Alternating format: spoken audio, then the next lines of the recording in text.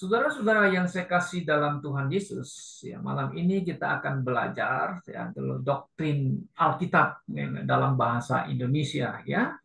Ini adalah salah satu dasar iman yang harus kita pelajari. Kenapa? Karena setiap hari kita baca Alkitab, ya kita harus merenungkan Alkitab, tapi kadang-kadang kita juga tidak uh, mengerti ya. Kadang-kadang bisa kita confuse ayat satu dengan ayat lain. Tapi yang paling inti kita harus mengetahui dasarnya dulu ya, doktrin Alkitab.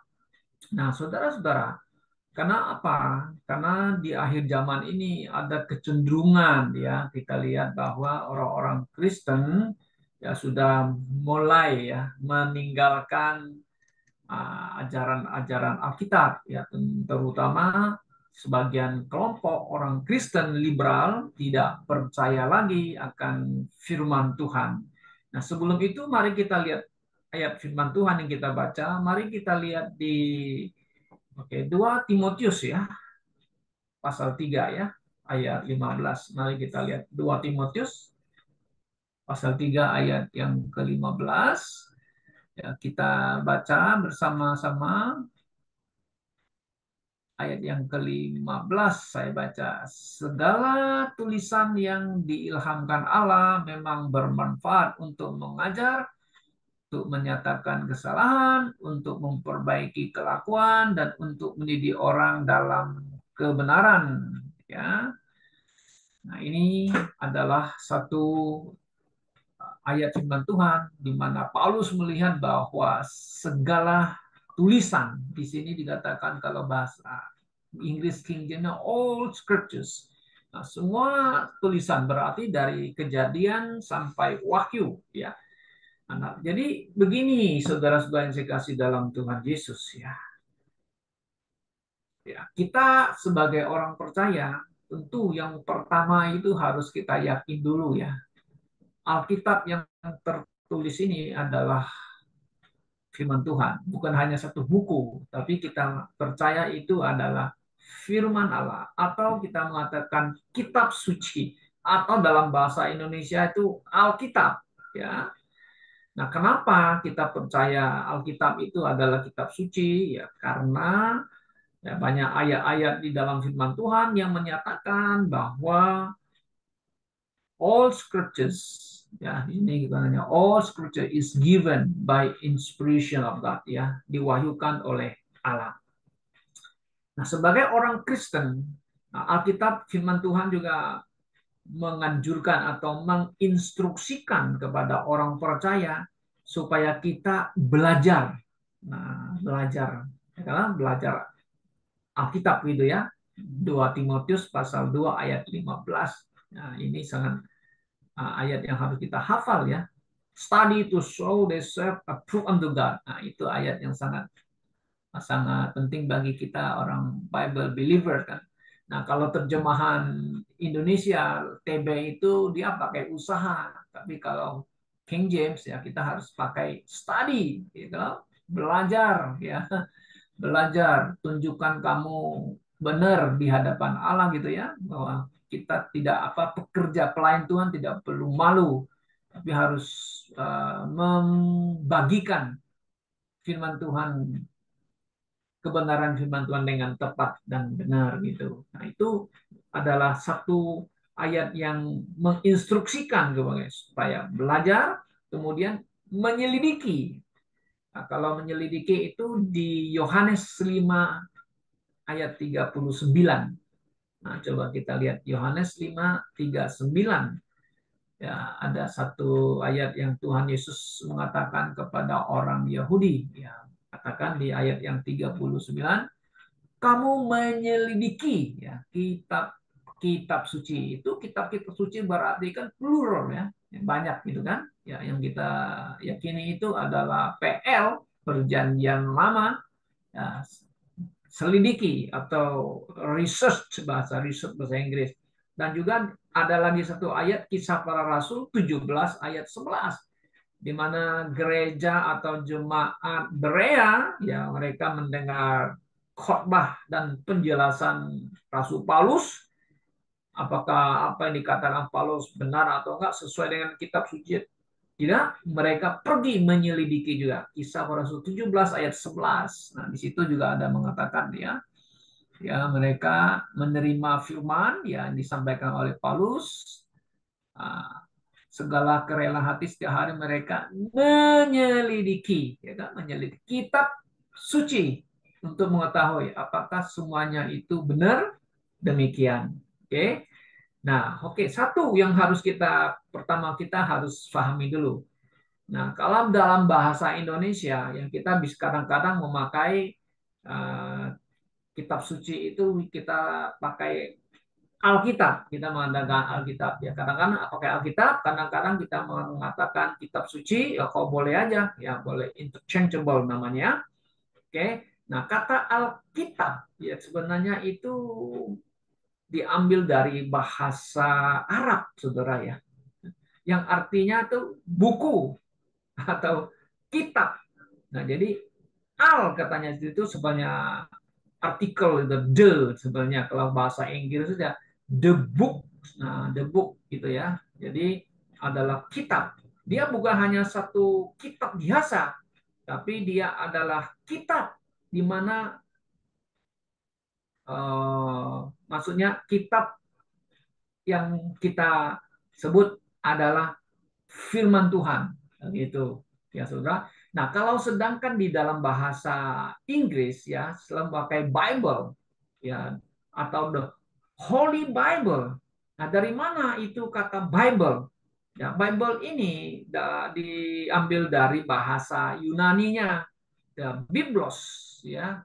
Nah, Biblos saudara bisa temukan ayat ini di Matius pasal 1 ayat 1. Nah, ini sudah kita terjemahkan ya yang Injil Injil Matius ini ya. 1 ayat 1 ini di sini dikatakan inilah silsilah Yesus ya. Nah, kita tidak pakai silsilah, kita pakai kitab, the book of the generation. Nah, kata the book di situ itu bahasa Yunani itu biblos gitu ya. Artinya book ya atau juga biblus atau yang dimana ayat-ayat firman Tuhan itu ditulis di papirus. Nah kemudian muncullah kata biblos atau bahasa Inggris Bible. Nah biasanya orang Indonesia Timur atau orang Batak Kristen ya mereka juga selalu menyemakai isinya Bible, Bible, Bible katanya ya. Tapi Indonesia kita pakai kitab suci. Ya, saudara bisa dapatkan ini juga di Markus pasal 12 ayat 26. Oke. Nah, itu yang kita harus pahami dulu ya. Sebagai orang Indonesia, kita mengatakan Alkitab, kitab suci kita adalah Alkitab, boleh pakai Alkitab, atau kita juga boleh mengatakan kitab suci. Oke. Kalau bahasa Inggris, Bibles gitu. Nah, kemudian yang kedua, saudara, kita juga harus mengetahui bahwa Alkitab kita, Holy Bible atau kitab suci, ini perjanjian lamanya berisi 39 kitab. Ya, 39 kitab yang menguraikan tentang ya penciptaan, kejatuhan manusia, tentang air bah, mengenai sejarah bangsa Israel, dan juga mengenai nubuat kedatangan pertama dan kedua tentang Yesus Kristus. Tentu yang pertama sudah digenapi itu tentang kedatangannya yang pertama, kemudian tekan yang nubuat yang kedatangannya yang kedua kali akan digenapi. Nah, ini intinya saja yang kita ingin tekankan di sini. Kemudian kalau kita lagi perjanjian baru, ya Alkitab perjanjian baru, ya kontennya 29 kitab isinya ya, yang menguraikan tentang kelahiran, pelayanan Kristus yang menekankan tentang kematiannya untuk menebus dosa manusia. Itu yang paling penting utama. Dan kebangkitannya. Dan juga tentang amanat agung, tentang pemberitaan Injil. Nah, seperti yang kita ketahui bahwa PL itu berbahasa Ibrani. Memang ada sebagian kitab juga yang ada tulisan Aramik ya, Aramik gitu ya. Kemudian kalau kita lihat di kitab PB itu Alkitab PB ya, itu berbahasa Yunani ya, bahasa Yunani ya. Sekarang masih ada bahasa Yunani itu yang negara Yunani ya, itu pakai bahasa Yunani. Ya, tetapi di zaman Yesus Kristus pada Rasul itu dunia banyak memakai bahasa Yunani sebagai bahasa universal gitu. Nah, jadi kita mengetahui bahwa Alkitab, kitab suci kita ya dari PL berbahasa Ibrani dan ada sebagian berbahasa Aramik dan juga PB itu bahasa Yunani. Oke. Nah, Alkitab juga disebut dengan kitab suci atau Holy Bible atau juga tulisan-tulisan suci, Holy Scriptures kita mengatakan ya. Nah, saudara bisa dapat juga di dalam Matius pasal 22 ayat 29. Coba kita perhatikan ayat ini, Matius 22, 29 ya. Matius 22 ayat 29. Di sini dikatakan oleh Tuhan Yesus, coba kita perhatikan ya. Oke. Yesus menjawab mereka, kamu sesat sebab kamu tidak mengerti kitab suci maupun kuasa Allah. Oke, kalau bahasa Inggrisnya the scriptures. Nah, scriptures. Oke, the scriptures itu tulisan-tulisan suci namanya. Banyak lagi ayatnya, Markus 12:10 ya kan. Roma pasal 1 ayat 2 banyak sekali ya. Oke, itu hanya satu aja saya sebut. Kemudian kita lihat lagi, saudara-saudara ya. Ya, ini tentang Alkitab yang disebut dengan tulisan-tulisan suci. Nah, kemudian kita mau lihat apa yang dikatakan Mazmur 119 mengenai kitab suci atau Alkitab. Mari kita lihat Mazmur 119. Apa yang dikatakan mengenai Alkitab atau kitab suci? Ya, Mazmur 119 ya. Nah, kalau kita lihat di dalam bahasa Inggrisnya yang pertama Mazmur ini mengatakan the law of the Lord ya, the law of the Lord itu ya. Dia mengatakan the law of the Lord ayat pertama ya.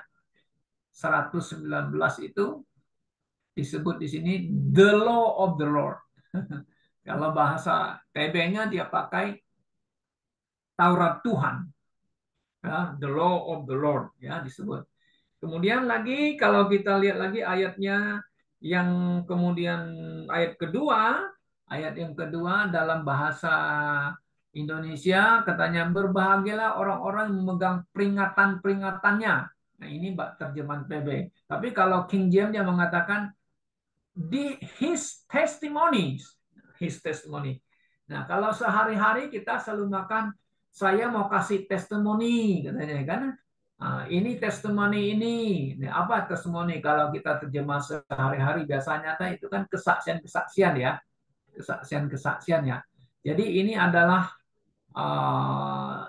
TB ini memakai peringatan-peringatan ya. Jadi his testimony, apa yang Tuhan ingin uh,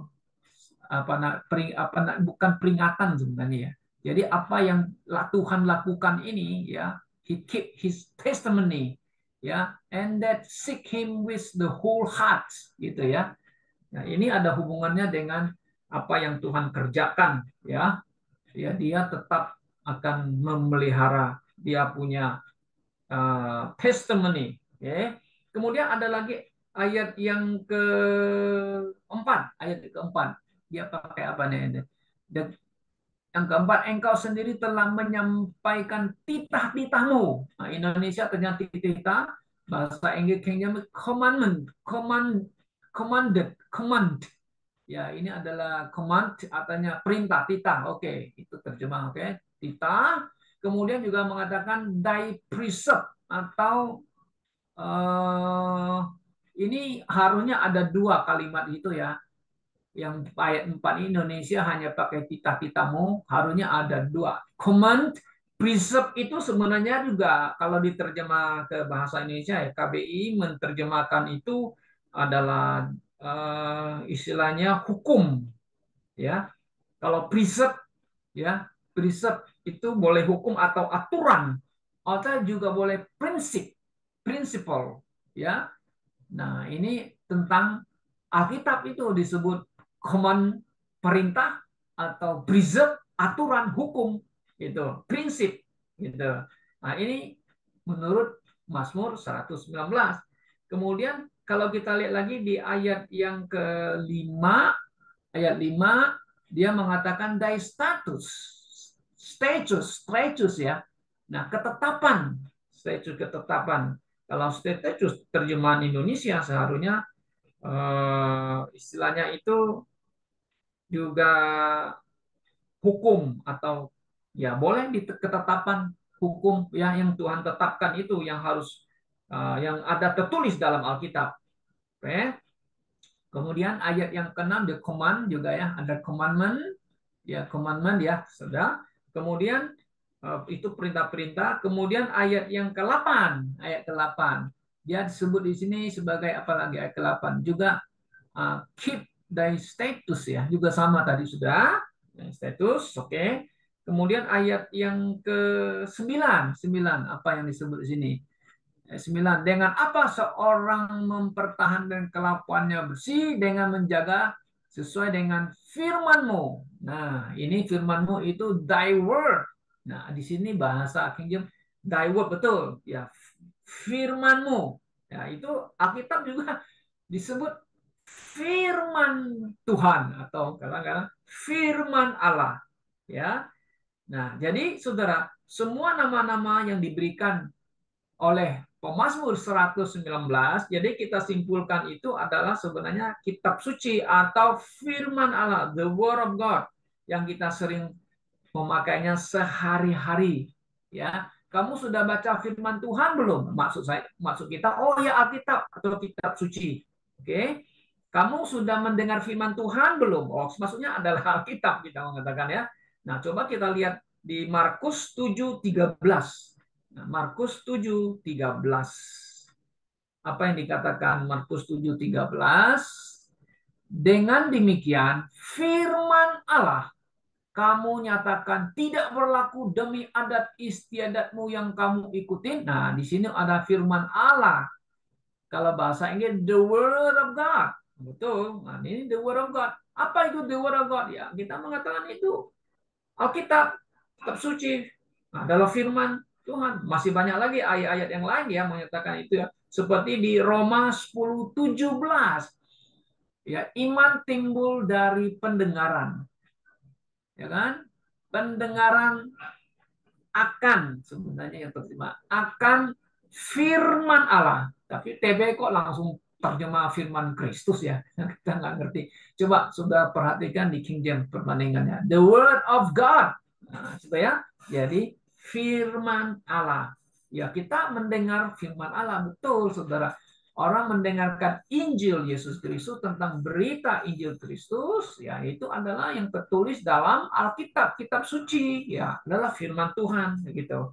Oke, tentang Yesus pribadi yang apa? Yang telah datang, yang mati, menembus dosa kita, dan yang bangkit pada hari yang ketiga sesuai dengan kitab suci. Nah, itu adalah kita katakan Injil keselamatan tentang Yesus yang mati dan bangkit.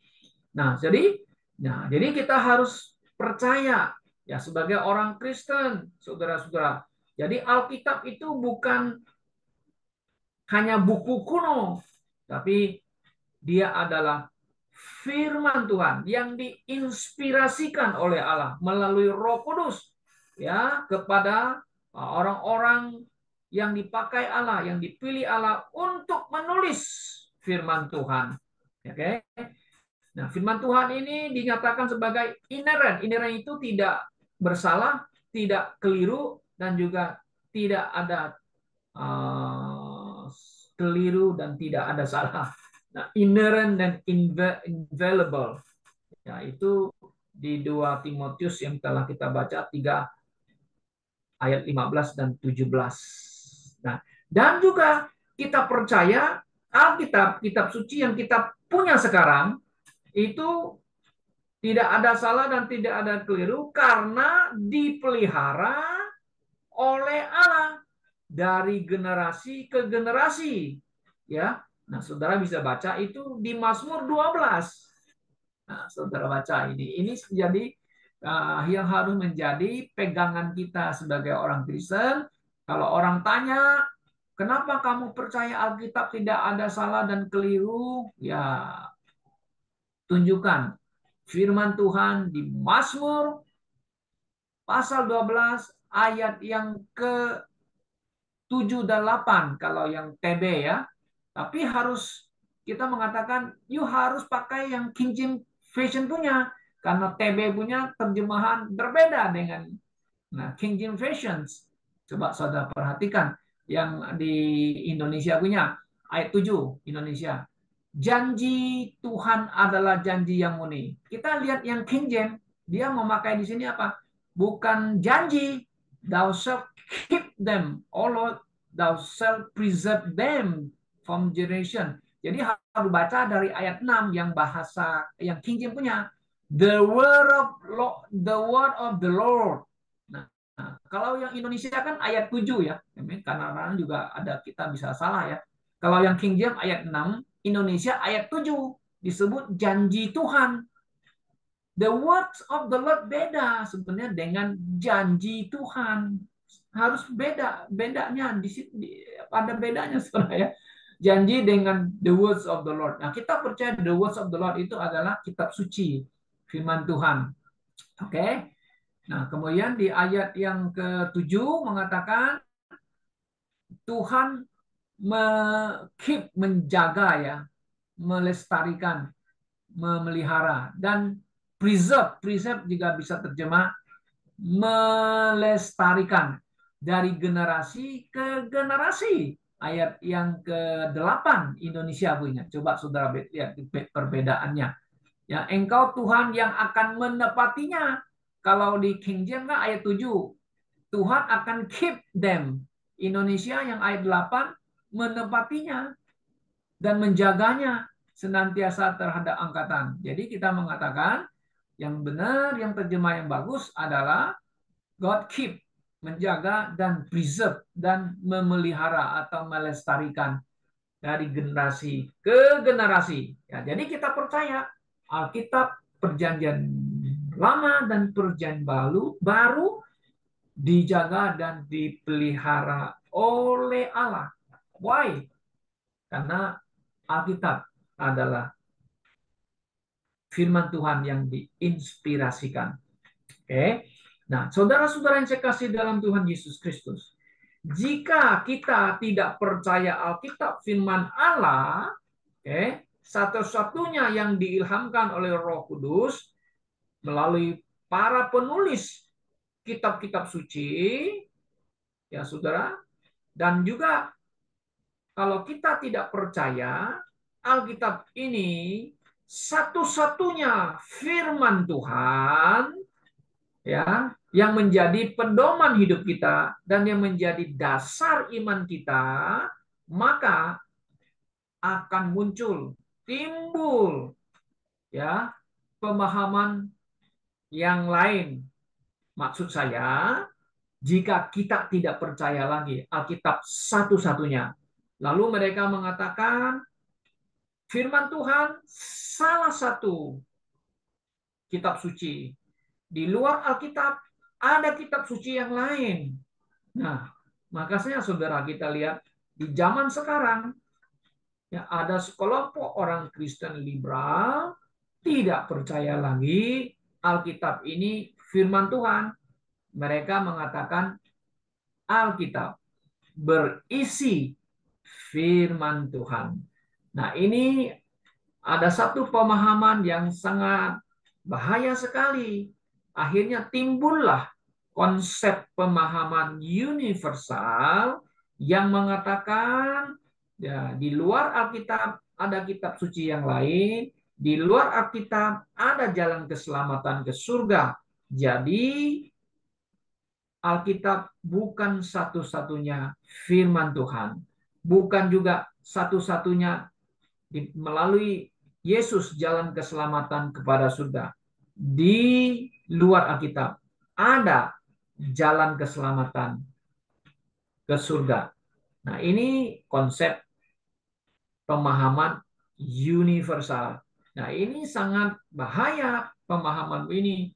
Nah, ini sekelompok orang Kristen sudah uh, percaya atau percaya dalam arti mempunyai konsep pemahaman universal. Ya, jadi kesimpulannya, saudara, kita sebagai orang Kristen, Bible believers, ya, tetap berpegang teguh bahwa Alkitab, kitab suci, Kejadian sampai Wahyu adalah firman Tuhan yang diwahyukan Allah, ya, melalui Roh Kudus, di mana Dia yang memimpin para penulis untuk menulis firman Tuhan. Kiranya Tuhan menolong kita, ya, sehingga melalui Alkitab inilah manusia boleh menemukan jalan keselamatan di dalam Yesus Kristus.